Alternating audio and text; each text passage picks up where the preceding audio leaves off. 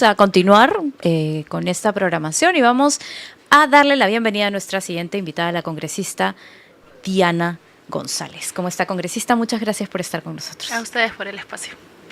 Congresista, ¿cómo ve los resultados de este empate técnico que tenemos hasta ahora entre Keiko Fujimori y Roberto Sánchez?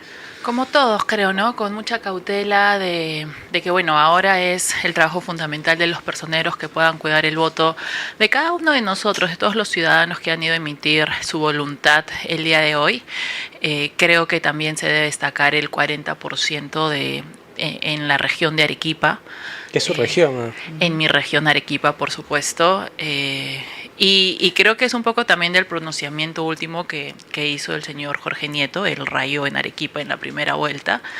Y después de la primera vuelta visitó Arequipa, además, Jorge Nieto, ¿no? Sí, de hecho, él es arequipeño, ¿no? A ver, Hernando Soto también era arequipeño. Creo que nosotros por este tema regionalista, este orgullo que tenemos, yo muchas veces decía, sí, soy orgullosamente arequipeña, y muchos colegas me decían, eso es redundancia, Diana, nosotros sabemos que eres orgullosa.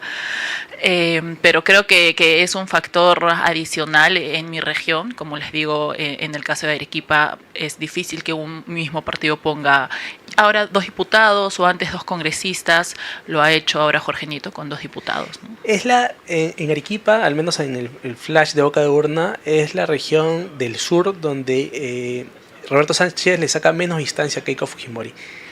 ¿Qué hay en Arequipa que sí termina calando el mensaje de los candidatos de derecha que no sucede en las otras regiones del sur?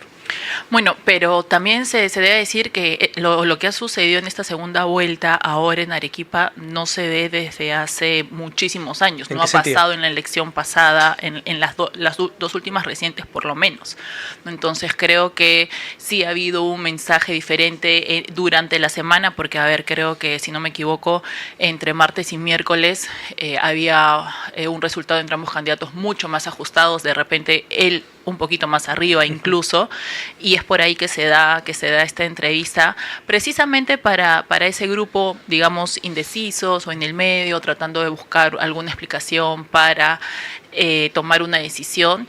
Y lo que veníamos diciendo también, creo que es importante al final del día como ciudadanos tomar una decisión, ¿no? Evitar, digamos, que también es válido haber este voto blanco y viciado, y hacernos responsables de nuestra decisión. Son las 2 alternativas que pasaron a segunda vuelta y tenemos que tomar una decisión. ¿Qué pasó con Avanza País? Porque el partido sale a respaldar a Keiko, pero en regiones algunos candidatos por ahí salieron a apoyar a Sánchez. En el norte, Cajamarca. Juan Carrasco Millones, que fue ministro de Pedro Castillo y que ahora está postulando con Avanza País para las regiones. Finalmente, ¿qué es lo que pasó ahí? ¿Por qué ese desorden de posturas en el partido? A ver, ¿qué pasó? Pasó que Avanza País no pasó la valla. Es finalmente la bancada, el grupo parlamentario, quien hace el pronunciamiento el jueves 28 de mayo público para esta segunda vuelta a favor de Fuerza Popular, por las coincidencias, digamos, básicamente en el modelo económico que se defiende.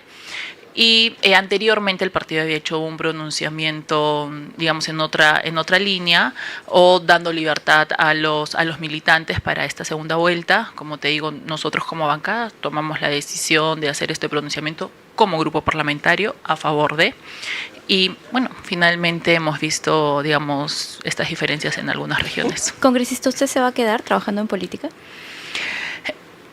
Yo creo que de alguna manera vamos a estar siempre ligados a la política. Personalmente me han encantado estos 5 años, me ha encantado muchísimo el trabajo, lo que se puede hacer desde el Congreso, cómo se puede impactar en la vida de miles de millones de peruanos a través de una ley, de una gestión, de un seguimiento, de escuchar, de abrir el despacho y poder acercar el Estado al ciudadano. ¿Tiene algún proyecto? Me cojo un reto de la pregunta de Maro. ¿Se va a quedar en Avanza País? Porque Alejandro Cabero ya renunció. Yo soy invitada, fui como invitada tanto en el 21 como en el 26. Entiendo que en el caso de Alejandro, que por cierto hoy es su cumpleaños. Lo saludé hace un nosotros también lo saludamos. Alejandro sí nos comentó que iba a renunciar al partido. ¿Y les explicó por qué? ¿A qué se debe sostener? Bueno, yo creo que las posiciones de cada uno, y entiendo que ha sido una decisión profundamente reflexionada por parte de Alejandro, es algo que él venía considerando hace algunas semanas, que recientemente se hizo público. Vuelvo a la pregunta, ¿ustedes se quedan en ese país o Como también te digo, va a tomar un paso al costado? Nosotros somos conscientes que el partido ha perdido la inscripción, ¿no? Vamos, a ver, Avanza País va a participar igual de las elecciones municipales. Sabemos que como no pasamos la valla en estas elecciones, hemos perdido la inscripción y yo fui como invitada. ¿Y si en un eventual gobierno de Keiko Fujimori la llaman a Fuerza Popular, se animaría a dar el salto a Fuerza Popular? Yo creo que lo primero en ese momento es que cada uno de los personeros pueda cuidar el voto y tener los resultados oficiales por parte de la OMPE. Congresista, y volviendo al poco tiempo que queda, hasta 28 de julio el Congreso sigue en funciones, todavía no ha terminado, y de hecho hay, me imagino, varias iniciativas o varias cosas que van a suceder después de esta segunda vuelta y que se proclame tal vez un ganador. Hay muchas leyes que están pendientes, por ejemplo, la ley de minería. Ve que además usted ha visto muy de cerca en la Comisión de Energía y Minas y ha sido muy clara respecto a su opinión sobre el Reinfo y la ley MAPE. ¿Cómo ve el Congreso en este momento y cómo cree que pueden avanzar, por ejemplo, leyes como la ley de minería que está a punto de entrar al Pleno? La de concesiones ociosas, ¿no? Que fue muy criticada. La llamada de concesiones ociosas. ¿Hay posibilidad? ¿No hay posibilidad? Bueno, en lo estricto nos queda una semana de legislatura porque esta semana... ¿Cuál es la fecha de cierre? El 15. Y precisamente el lunes 15 iniciamos la semana de representación del mes de junio. ¿Pero hay ánimos de ampliar la legislatura? Yo entendería que no. Lo que creo que está, digamos, es decisión de la mesa es si vamos a sesionar esta semana solo jueves o como suele suceder a final de legislatura, a veces tenemos 2, 3 plenos.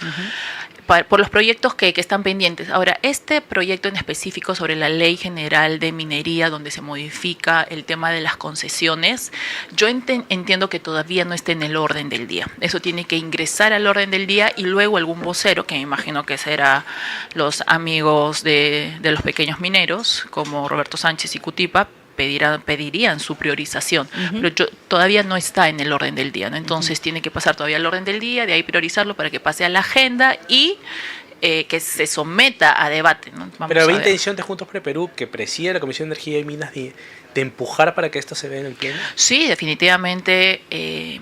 A ver, Juntos por el Perú, y no ha sido ningún secreto, lo hemos dicho abiertamente y públicamente, Juntos por el Perú ha utilizado la Comisión de Energía y Minas para llevar a cabo algunas de sus promesas, algunos cambios establecidos en su plan de gobierno. Bueno, en el primer plan de gobierno, el que se presentó al jurado.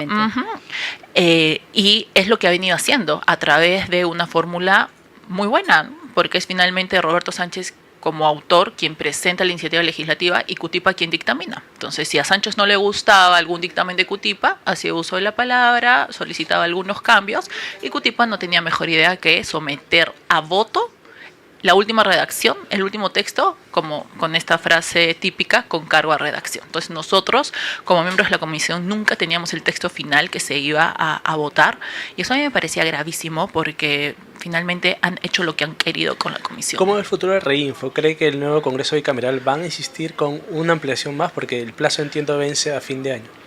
Bueno, creo que se puede utilizar, y ya lo he venido escuchando, que el nuevo gobierno tendría solo 6 meses en el mando para evaluar esta medida y que en base a ello se solicite una nueva prórroga. Yo sinceramente creo que es lo que realmente están buscando los mineros, los pequeños mineros artesanales, perpetuarse con el Reinfo, ¿no? Buscar 1000 excusas para que esto se siga prorrogando, y va a ser una tarea muy difícil la del próximo Congreso, tanto en diputados como en senadores, poder poner punto final a esto. Creo yo que va a ser mucha voluntad política también por parte del Ejecutivo. ¿La derecha se equivocó al dejar en manos de la izquierda la Comisión de Energía y Minas? Creo que es una gran lección que nos deja este periodo parlamentario. La Comisión de Energía y Minas siempre ha estado en manos de la izquierda.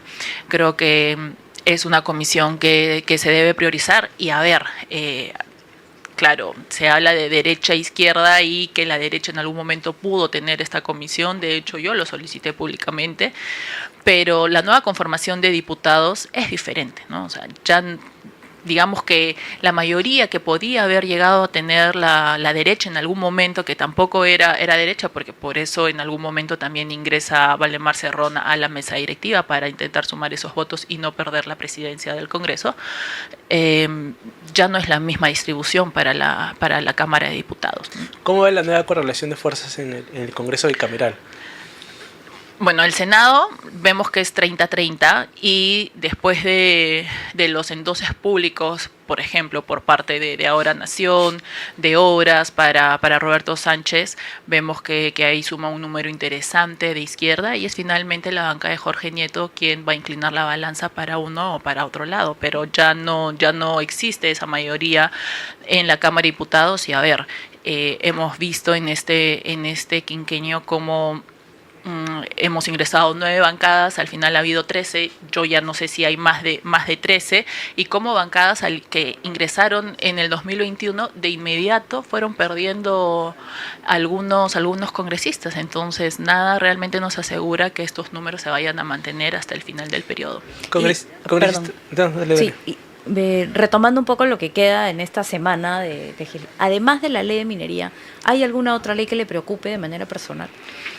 Me preocupaba mucho el proyecto de Roberto Sánchez, me parece un proyecto explosivo realmente, referido a la minería ancestral y este poético nombre que ellos le ponen, porque lo que busca Roberto Sánchez con este proyecto de ley es eliminar todo tipo de autorización para el uso de explosivos, para el uso de insumos químicos, específicamente en la minería ancestral. Entonces esto, sinceramente, era una carta libre para narcotráfico, ¿Se aprobó en comisión? No, ese es un proyecto presentado en el mes de noviembre que todavía no tiene dictamen, todavía Cutipa tiene opción de sesionar el día martes y poder llegar este martes y poder llegar al pleno. Y otro tema que quedó pendiente también es la reconsideración de la votación referida a la derogatoria de los decretos sobre Petroperú. Eso todavía ha estado en la agenda el último martes, no lo sometió a debate porque claramente no tenía los votos en ese momento, no sé si los habrá conseguido para este martes, pero va a ser una votación importante. ¿Cree que aprovechen la coyuntura en la contabilización de los votos de la segunda vuelta para impulsar estos proyectos de ley que usted advierte? No me sorprendería, pero bueno, yo siempre he asistido de manera presencial a cada una de estas sesiones. Y en caso lo haga, pues también estaré ahí para advertirlo. Congresista, volviendo al tema electoral, en el sur, en esta elección, ¿usted cree que se ha acrecentado este sentimiento anti-establishment? ¿Por qué es que hay desde el sur este sentimiento anti-establishment que de alguna manera define su voto? Sí, y a ver, es una situación que se viene repitiendo, ya lo hemos tenido en el 2021, lo hemos tenido en años anteriores, y creo que uno de los grandes motivos es que el Estado no se acerca al ciudadano y no llega, no lo digo porque soy arequipeña, porque soy del sur, pero no llega de la misma manera al norte que al sur del país. Yo en algún momento hice una evaluación, por ejemplo, de visitas ministeriales al inicio del año, no recuerdo si era 23 o 24, pero todavía del periodo de Dina Boluarte. El norte tenía 22 visitas ministeriales, mientras que el sur tenía 6. Así de diferente, ¿no? Estábamos hablando sobre minería ilegal y ningún ministro había pisado Madre de Dios. Arequipa tenía un par de visitas, pero no tenía la visita del ministro de Agricultura, por ejemplo, cuando estaban viendo el caso de Majesiguas 2.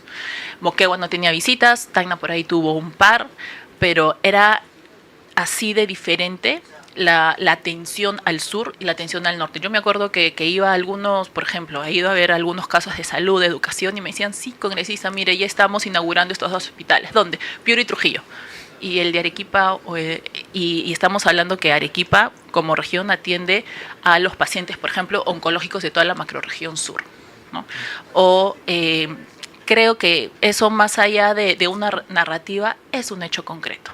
Y sí, de cara a estos 5 años que vienen, es importante pisar el sur, atender las demandas del sur. Nosotros tuvimos un huaico muy importante en un año que justo el general Williams era presidente, se llevó ayuda por parte del Congreso y la presidenta sobrevoló el área, nunca pisó el área afectada, nunca tuvo este acercamiento con los ciudadanos. ¿Y por qué cree que se da esta situación? ¿Por qué crees que no hay esa mirada de ir a pisar el sur y sí el norte? ¿Por miedo, tal vez? Sí, yo creo que sí, definitivamente es un factor. A ver, yo soy congresista de región, nunca he dejado de ir a Arequipa por más difícil que estuvo la situación, en semanas de representación donde tranquilamente me pude quedar en Lima. A ver, les tiraban tomates a los congresistas. Después del 7 de diciembre me tiraron tomates, huevos, botella, y la gente lo justificaba de la manera más normal. Yo me acuerdo que entrevistaron al señor que había agredido también, que tuvo un intercambio con el congresista Martínez, y él dijo, sí, yo le pegué a Martínez, y a la flaca le tiré una botella, lo justo pues para la flaquita. Entonces era como normalizar esas situaciones que yo, o sea, en ese momento dije, sí, o sea, a mí me encanta la gestión pública, pero la carne viene con hueso. Y me tocó seguir adelante, me tocaba presidir ese año, si no me equivoco, la comisión de descentralización. Eso sucedió un martes por la tarde y el miércoles estaba sesionando 8 de la mañana aquí. Pero creo que hay mucha desatención al sur, cuesta pisar el sur, cuesta llegar al sur. Y eso es algo que tenemos que atender. Y termina siendo eso caldo de cultivo para posturas más radicales, ¿no? Porque habían congresistas que también un poco incitaban a esa situación, a que agregan a sus colegas, ¿no? Sí, ha pasado mucho de eso, lo he vivido en carne propia, y más allá de quejarme o de hacer un papel de víctima, creo que es importante trabajar en estrategias para reconstruir la confianza en la representación parlamentaria, y una de ellas tiene que ser siempre la rendición de cuentas en aras de la transparencia. Los ciudadanos tienen que saber qué están haciendo y dejando de hacer sus autoridades en el legislativo y en el ejecutivo. Y aquí, solo para terminar, Martín, perdón, es el ejecutivo quien tiene los recursos, es el ejecutivo quien hace o deshace con los recursos de todos los peruanos. Entonces, el congresista no hace una obra, el congresista puede sí viabilizar, llevar, digamos, escuchar a la población, ir a un ministerio, ir a otro ministerio, pero es finalmente el Ejecutivo quien, como lo dice, ejecuta la obra. ¿Y en esa línea ha tenido la oportunidad de revisar los planes de gobierno o las propuestas principales de los candidatos que están llegando a segunda vuelta, que está compitiendo ahorita, Keiko Fujimori y Roberto Sánchez, y ver qué es lo que proponían para específicamente el sur? Yo, o sea, sí te puedo decir que he revisado, por ejemplo, no solo ahora para la segunda vuelta, sino incluso en la primera, y me parecía escandaloso lo que Juntos por el Perú hacía con su plan de gobierno a través de la Comisión de Energía y Minas, utilizarla como mesa de partes para priorizar alguna de sus iniciativas, pero, a ver, la última visita de Keiko a Arequipa, Sánchez también fue a Arequipa, o Puno, que también suele ser una plaza difícil. A mí me llamó mucho la atención cuando el general Williams fue, su mamá nació en Puno, ¿no? Él estuvo de lo más tranquilo en la plaza de armas. A diferencia de su primer candidato, que lo encerraron en una... Sí, ¿no? Y bueno, finalmente toca dialogar, escuchar y llegar a consensos, convocar realmente a personas que puedan llegar a esos consensos. ¿Y qué se puede hacer para convocar ese consenso? Porque lo repetimos año tras año, pero resulta muy difícil cuando un partido llega al gobierno convocar esos consensos. Hay espacios como el Acuerdo Nacional. Están los partidos que normalmente cuando un gobierno asume los invitan a Palacio y va uno por uno, conversan, todos salen a tomarse la foto, pero después al mes ya cada quien está velando por sus propios intereses.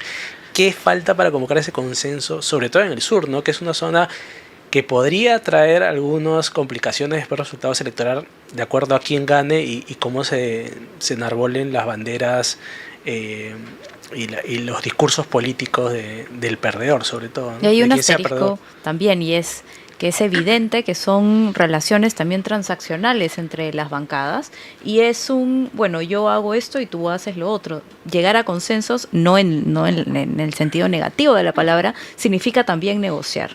Y esa negociación, que tiene que estar encima de la mesa y ser completamente transparente, viene también acompañada de lo que dicten las autoridades de cada partido, más allá de lo que quieran las bancadas.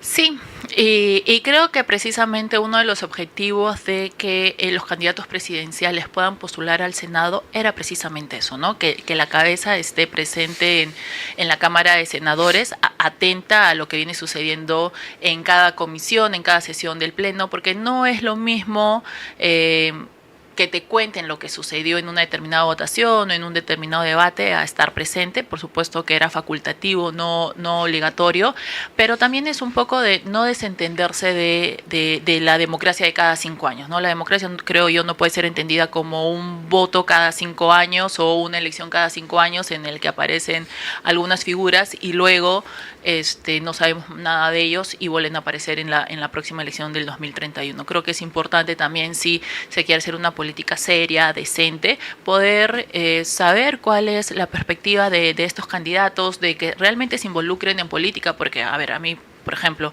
es un hecho, creo, no sé si antes ha sucedido esto, pero que una persona no acepte las credenciales de como diputado o como senador y que rechace eso, está rechazando la voluntad popular, está rechazando el voto de miles de peruanos que lo están llevando ahí. Entonces creo una vez más que tenemos que trabajar fuertemente en estrategias que nos permitan confiar un poco más en nuestras autoridades y entre ellas cumplir nuestra palabra. Yo no sé, Martín, si tú te acuerdas, tú te debes acordar el tema del distrito de Alto Trujillo. Uh-huh. Cuando se dio Alto Trujillo, nosotros no lo pudimos dictaminar de inmediato por el respeto al principio de neutralidad y yo me reunía con la gente de Alto Trujillo que iban a mi comisión, iban a mi oficina, gritaban, lloraban y yo les decía: la elección de centros poblados era el 6 de noviembre. El miércoles 9 de noviembre estoy dictaminando este tema y el 11 de noviembre estoy en Alto Trujillo. Y a mí me estaba grabando todo el mundo, era una sesión pública, pero la gente no confiaba. Me acuerdo que una señora se levantó llorando y me dijo: tú no entiendes la necesidad que nosotros tenemos por crear este distrito. Yo como en tierra, me dijo, le dije: yo voy a estar el 11 de noviembre con usted en su casa. Y cuando fui a su casa me dijo: no sabes cuántos años han pasado y miles de autoridades los hemos grabado, tenemos los videos, los audios, nos dijeron exactamente lo mismo. Pensamos que tú nos ibas a hacer lo mismo, de simplemente seguir pateando la fecha, de no hacernos caso y de no atender esta problemática. Entonces, creo firmemente que tenemos que cumplir con nuestros compromisos en los plazos en los que nos comprometemos y hacerle seguimiento, porque la ley no muere con la promulgación, sino con el reglamento del Ejecutivo. ¿Cuáles son las 3 cosas que usted diría que este Congreso que sale, del cual usted ha sido parte, han hecho bien y 3 cosas que creen que se hicieron mal? Digamos, en el primer año y medio, en los 17 meses de Pedro Castillo, fue un periodo difícil, ¿no? Vivíamos todos los días, todo el mundo nos decía: mañana lo cierran, mañana Pedro Castillo cierra el Congreso. Y creo que el debate sí, nosotros también en un momento apoyamos el adelanto de elecciones, como Avanza País. En ese momento el general Williams era presidente del Congreso, Adriana Tudela era la vocera de mi bancada, y finalmente se llega a un acuerdo por supuesto que hay un adelanto de elecciones, pero no podíamos ir a un adelanto de elecciones al día siguiente. Entonces, era importante que se respeten los plazos que se necesitan para un proceso electoral tranquilo, en orden, y fue finalmente Avanza País quien propone esto, que no es populista, que creo yo también en algún momento esto nos ha podido pasar un poco la factura.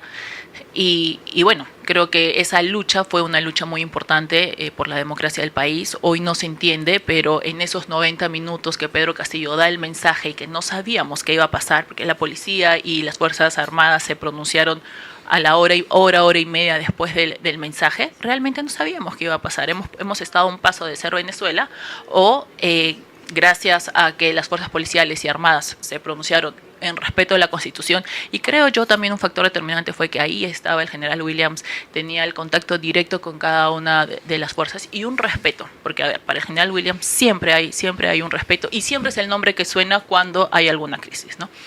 Y otro momento importante creo también que ha sido la lucha contra la minería ilegal. No lo puedo dejar de mencionar.